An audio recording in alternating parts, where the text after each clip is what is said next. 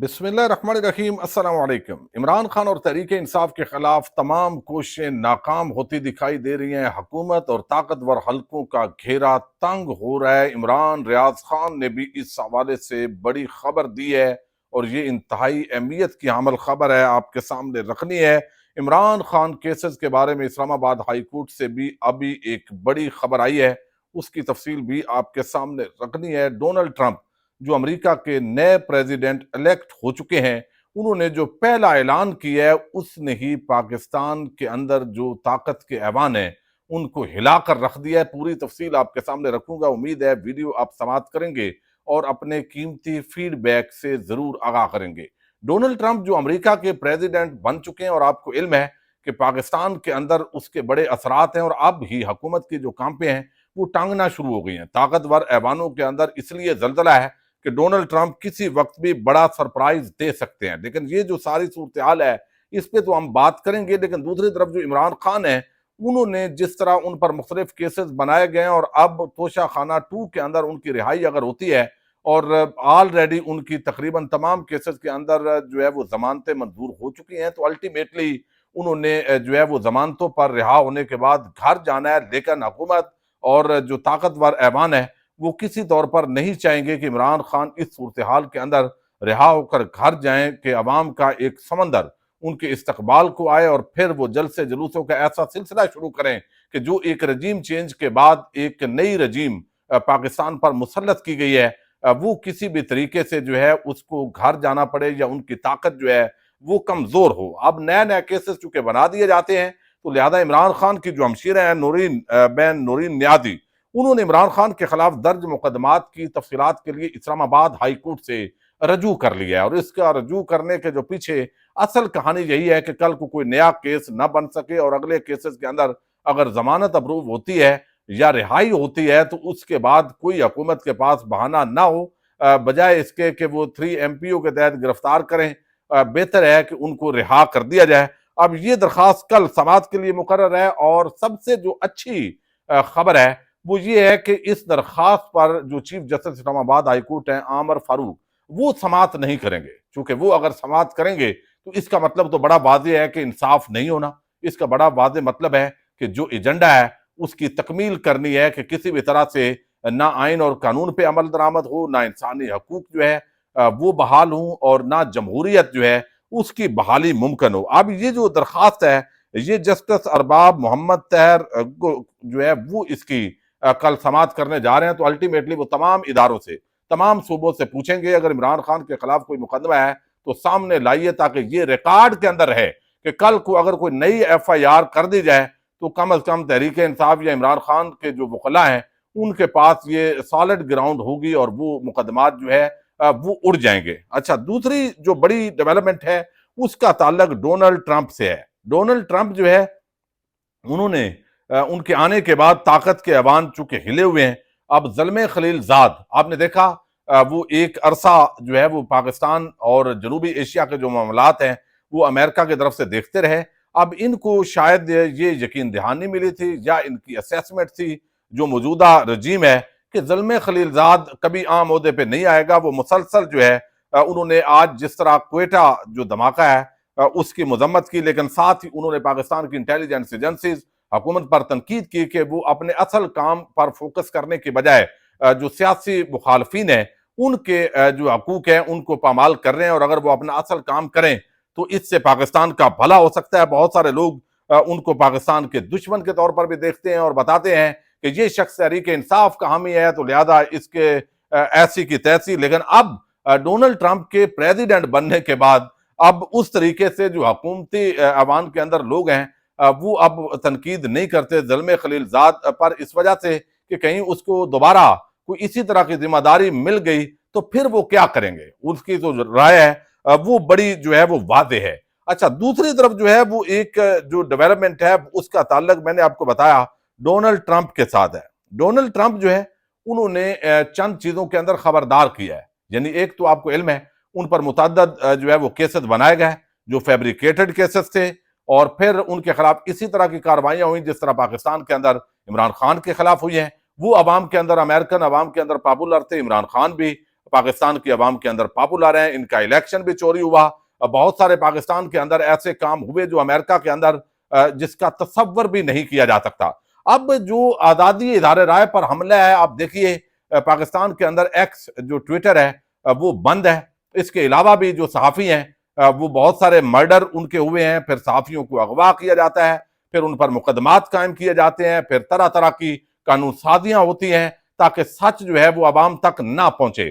اب جو Donald Trump کی طرف مبینہ طور پر جو انہوں نے سٹیٹمنٹ دی ہے وہ بڑی ہی عام ہے، جس نے پاکستان کے جو طاقت کے ایوان ہیں ان کو بھی ہلایا ہے. چونکہ اگرچہ انہوں نے یہ پیغام امریکہ کے اندر جو افسران ہیں، جو اسٹیبلشمنٹ ہے، ان کو دیا ہے، لیکن اس سے ان کی جو ذہنیت ہے وہ واضح ہوتی ہے کہ وہ دنیا کے دیگر ممالک کے اندر ان ہیومن رائٹس اور آزادی اظہار رائے اور اجتماع کی آزادی، جمہوری قدروں کو کس نظر سے دیکھتے ہیں. انہوں نے کہا کہ میں خبردار کرنا چاہتا ہوں ان لوگوں کو جو آزادی اظہار رائے دبانا چاہتے ہیں. آپ کسی بھی سرکاری محکمے سے ہوں، لیکن اگر آپ سوشل میڈیا پر کسی قسم کا دباؤ ڈالنے میں ملوث پائے گئے تو سزا کے لیے تیار رہیں.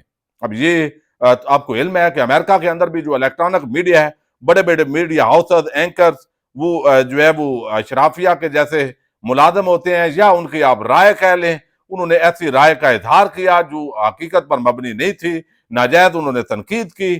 اب ایکس کو یا باقی جو سوشل میڈیا پلیٹ فارمز ہیں ان کو جو ہے وہ آپ سمجھیں کہ پیچھے دھکیلنے کی کوشش ہوئی تھی. اس کے ان جو سٹیٹمنٹس ہیں ان کے بعد پاکستان کے اندر بھی بتایا جا رہا ہے کہ یقیناً بتایا نہ بھی جائے تو یقینی طور پہ جو ان کی ذہن ہے ڈونلڈ ٹرمپ کا، اس سے پریشانی تو ضرور ہوئی ہے. اب یہ دیکھنا ہے کہ آنے والے دنوں کے اندر جب وہ حلف اٹھائیں گے، ابھی 1.5-2 مہینے کا ٹائم ہے، اس میں یا تو معاملات سیٹل کرنے کی کوشش کی جائے گی، اسٹیبلشمنٹ بیک فٹ پہ جائے گی، حکومت جس طرح کی کاروائیاں کر رہی ہے وہ بیک فٹ پہ جائے گی، یا پھر جو ہے وہ ڈونلڈ ٹرمپ کے جو ذہن ہے وہ بالکل کھل کر سامنے آ گیا ہے. آج میں نے ایک ویڈیو کی صبح اور کل بھی جو ہے وہ ویڈیو کے اندر ذکر کیا کہ جو شہباز حکومت ہے وہ اور پاکستان اس طریقے سے جس طرح اب پاکستان کو چلایا جا رہا ہے وہ بالکل نہیں چل سکتے. چونکہ پاکستان کا اور طاقتور حلقوں کا گھیرا اس وقت مکمل طور پر جو ہے وہ تنگ کیا جا چکا ہے. یعنی ایک طرف دہشت گردی کے واقعات آپ دیکھ رہے ہیں، خیبر پختونخوا کے اندر ان میں اضافہ ہوا ہے، پھر بلوچستان کے اندر یہ واقعات شروع ہو گئے ہیں، پھر خدا نخواستہ جو امن عامہ کے مسائل ہیں، چوری ڈکیٹی، رازدنی کی وارداتیں، قتل و غارت گری، اسلحے کا ناجائز استعمال، یہ سارا چل رہا ہے. لیکن ایک بہت بڑا مسئلہ جس کو بالکل فوکس نہیں کیا جا رہا اور اس کو بڑا نارمل سمجھا جا رہا ہے کہ یہ پتہ نہیں جو بھوسا ہے وہ کسان جلاتے ہیں تو اس سے سموگ ہوتی ہے. بھائی یہ صرف ایک وجہ نہیں ہے بلکہ یہ اوورآل پولوشن ہے. جو ریسرچر ہیں وہ یہ بتاتے ہیں کہ یہ صرف اس کو کہنا کہ یہ جو ہے وہ باقیات جلائی جاتی ہیں چاول کی فصل کی تو یہ تو بالکل ایک مائنر سا معاملہ ہو سکتا ہے. لیکن دراصل آپ دیکھیے کہ لاہور صرف بند نہیں ہے، یعنی لاہور کو چھوڑیے، چونکہ ہم نے زراعت کو تباہ کیا، ہم نے درخت نہیں لگائے، ہم نے بلڈر جو ہے ان کے حوالے یہ ملک کر دیا جو پاکستان کو لوٹتے ہیں، کھاتے ہیں. ان کے پاس تو چند 100 کنال ہوتی ہے لیکن وہ ہزاروں فائلیں سیل کرتے ہیں. اس کے بعد عام عوام دھکے کھاتی ہے. اس کے بعد جو گورنمنٹ کے ادارے ہیں وہ ہوش کے ناخن لیتے ہوئے کہتے ہیں، ڈرامے بازی کرتے ہیں کہ ہمیں پتہ نہیں تھا، دیکھیں ہم نے تو بینر بھی لگا دیے تھے، خبردار بھی کر دیا تھا، تو عوام خود لٹ گئی. تو اس لوٹنے کے اندر حکومت کے جو ادارے ہیں وہ برابر کے اندر مجرم کے طور پہ شریک ہوتے ہیں. اب یہاں پہ جو ہے میں اس وقت ضلع لیا کے اندر موجود ہوں، یعنی آپ اندازہ کریں لاہور سے یہ ملتان سے بھی آگے دور ہے، لیکن یہاں سموگ کی یہ حالت ہے کہ ابھی رات کو، چونکہ ویڈیوز کل کی آپ دیکھ رہے ہیں، بر وقت نہیں آ رہی. اور اس کی بڑی ایک وجہ یہ بھی ہے کہ ہم نے 60 کلومیٹر جو فاصلہ ہے وہ آپ یقین مانیے 5 گھنٹے کے اندر کیا ہے رات کو. یعنی رات 10 بجے ہم چلے ہیں، چونکہ تھل کے اندر جیپ ریلی ایک بہت بڑا کلچرل ایونٹ ہے اور آپ پہلے اس پر ویڈیو دیکھ چکی ہوں گے اس سے پہلے، اور ضرور دیکھیں. یہ تھل کے جو رنگ ہیں یہ سعودی عرب اور دبئی اس سے زیادہ بہتر کیے جا سکتے ہیں. یہاں پر سیاحت ہو سکتی ہے، اس کو بڑا استعمال کیا جا سکتا ہے. لیکن بدقسمتی ہے، یعنی آپ دیکھیں ڈیزرٹ سفاری جو ہے وہ دبئی کے اندر آپ جب جاتے ہیں تو باقاعدہ ٹرپ کے اندر یہ شامل ہوتا ہے. اس طرح کی ایکٹیویٹیز وہاں پہ لوگ جاتے ہیں، باربیکیو کرتے ہیں، محفل ہوتی ہے لوگ اپنے اپنے مزاج کے مطابق وہاں اکٹھے ہوتے ہیں، وہاں پارٹیسپیشن ہوتی ہے پبلک کی، تو پاکستان کے اندر جتنا صحرا ہے اس کو بڑا زبردست طریقے سے استعمال کیا جا سکتا ہے۔ تو وہ آپ پہلی ویڈیو جنہوں نے نہیں دیکھی وہ ضرور دیکھیے گا۔ اچھا، اب یہاں پہ جو ہے وہ عمران ریاض خان نے بھی وہی بات کی ہے جو میں آپ سے کل سے کر رہا ہوں، اور یہ معاملہ جو ہے وہ بڑا ہی اہمیت کا حامل ہے، جس کے اندر اگر ہم دیکھیں تو اس وقت پاکستان کی حکومت شدید قسم کا جو بحران ہے اس کا شکار ہے۔ اب عمران ریاض کیا کہتے ہیں؟ وہ کہتے ہیں امریکی الیکشن کے نتائج اور پاکستان پر لگاتار بڑھتا عالمی دباؤ ایک ایسا فیکٹر ہے جسے کوئی بھی نظر انداز نہیں کر سکتا۔ یہ حکومت اپنے فیصلوں اور ناقص حکمت عملی کی وجہ سے بری طرح پھنس چکی ہے۔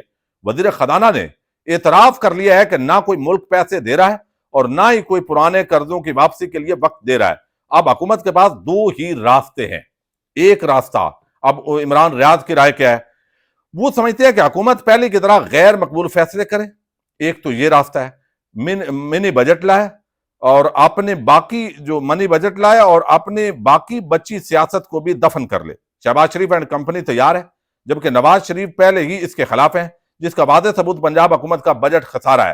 اس صورت میں عوامی تحریک اور عالمی دباؤ کا سامنا کرنا پڑ سکتا ہے، چونکہ عوام جب مزید مہنگائی آئے گی تو عوام پھر روئے گی، چیخے گی، چلائے گی، وہ حکمرانوں کے جو آوازیں ہیں ان کو لگائے گی۔ اور دوسرا وہ کہتے ہیں آپشن یہ ہے کہ حکومت کسی طرح سیاسی شہادت حاصل کر لے اور ملبہ کسی اور پر ڈال کر انتخابات کو التوا میں ڈالنے کی کوشش کرے، کیونکہ عوام میں جانے کی پوزیشن فی الحال بالکل بھی نہیں ہے۔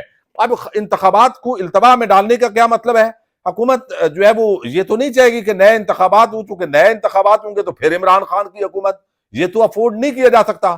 تو وہ نواز شریف یعنی شہباز شریف پیچھے ہٹ جائیں، نواز شریف کو آگے کر دیں، وہ ہمیشہ ہی روٹھا ہوتا ہے، تو روٹے ہوئے وہ کہے گا کہ ہمیں تو بڑی مجبوری کے اندر ہماری کن پٹی پہ کوئی بندوق رکھ کے یا اس طرح کر کے جو ڈرامے بازی اس خاندان کی ہوتی ہے تو ہمیں دی گئی، ہمیں اس ماحول کے اندر جو ہے وہ کچھ نیازی نے یہ پاکستان کنگال کر دیا، اور اوپر سے بڑے جو ہے وہ ہنگامے ہیں، بڑی مشکلات ہیں، تو لہذا ان حالات میں ہم حکومت نہیں چلا سکتے، تو ایک قومی حکومت آنی چاہیے، تمام جماعتیں ہوں، تمام سٹیک ہولڈرز ہوں۔ اور بھئی عمران خان تحریک انصاف کے علاوہ آپ ساری جماعتیں تو پہلے ہی شامل تھے، پی ڈی ایم کی حکومت کیا آپ نے کر لیا؟ تو یہ تو ایک ڈرامے بازی ہے۔ تو اس طرح کر کے ایک قومی حکومت کا جو ہے وہ آپشن دے کے یہ یہاں سے بھاگ جائیں حکومت سے، اس طرح کا آپشن بھی آنے والے دنوں کے اندر آپ کے سامنے آ سکتا ہے، چونکہ کوئی ملک اس وقت قرض نہیں دے رہا، نہ وہ یہاں پہ ڈپازٹ رکھوا رہا ہے۔ یہ خود وزیر خزانہ اعتراف کر چکے ہیں، اور یہ بڑا سنگین قسم کا معاملہ ہے۔ سموگ اتنا بڑا مسئلہ بن چکا ہے، آپ یقین مانیے کہ یہ ناقابل برداشت ہے۔ یعنی پہلے آپ سمجھتے تھے صرف لاہور کے اندر ہے، اب یہ پورے پنجاب کے اندر پھیل گیا اور پورے پاکستان میں یہ پھیلے گا، اور اس کا کوئی حل نہیں ہے۔ ان سارے جو ہے وہ یہاں پاکستان سے بھاگ کے اپنے گلے کے انفیکشن اور باقی معاملات کے لیے وہ بیرون ملک جا رہے ہیں، اور پاکستان کی عوام ان تمام مسائل کو جو ہے وہ فیس کر رہی ہے۔ اب دیکھنا یہ ہے کہ یہ حکومتوں کی ناقص کارکردگی کا ذمہ دار کون ہے، اور ان چیزوں کے لیے اقدامات کرنے چاہیے تھے، اقدامات نہیں کیے گئے۔ اور پچھلے 50-60 سال سے یہ آل شریف اور آل زردار اور بھٹو ازم جو ہے وہ اقتدار کے اندر ہے، فوجی ڈکٹیٹر اقتدار کے اندر ہیں، آج بھی یہ سارے اکٹھے ہیں۔ اگر پاکستان کے اندر یہ اسموک کے مسائل ہیں، دیگر مسائل ہیں، تو تمام مسائل کے ذمہ دار یہی لوگ ہیں، لیکن کوئی ذمہ داری لینے کے لیے جو ہے وہ تیار نہیں ہے۔ پاکستان زندہ باد۔